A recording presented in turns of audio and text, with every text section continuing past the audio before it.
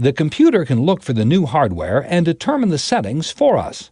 We can click Next in the dialog box to have the computer begin looking for the hardware.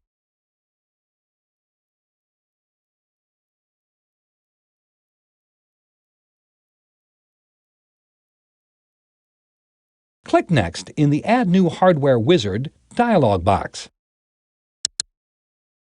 The wizard tells us that the computer is going to look for the hardware and that it may take a few minutes. Let's go ahead and click Next in the dialog box.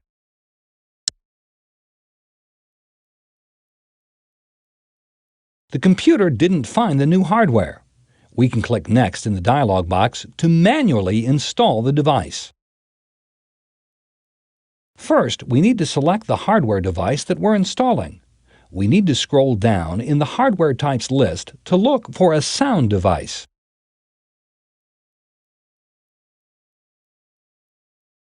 Click below the scroll box. There it is.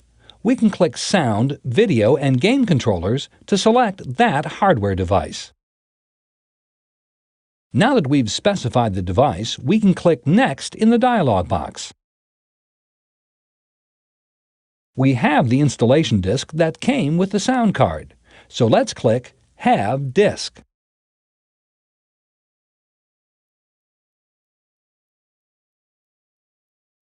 At this point, we would insert the installation disk. We could type in the drive letter and command, but let's click Browse to select the drive. To select a drive, we can click the drive's down arrow.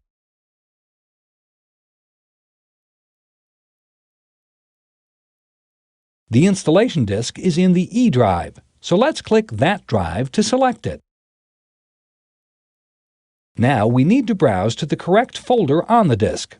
Let's scroll down in the list of folders.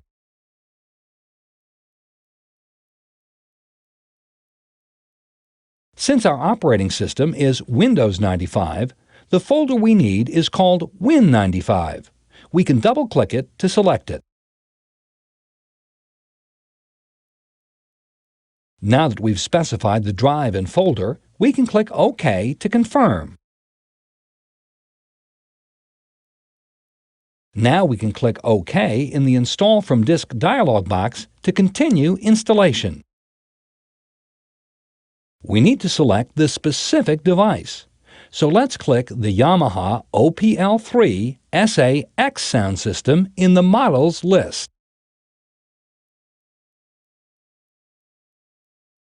Click the Yamaha OPL3 SA-X sound system.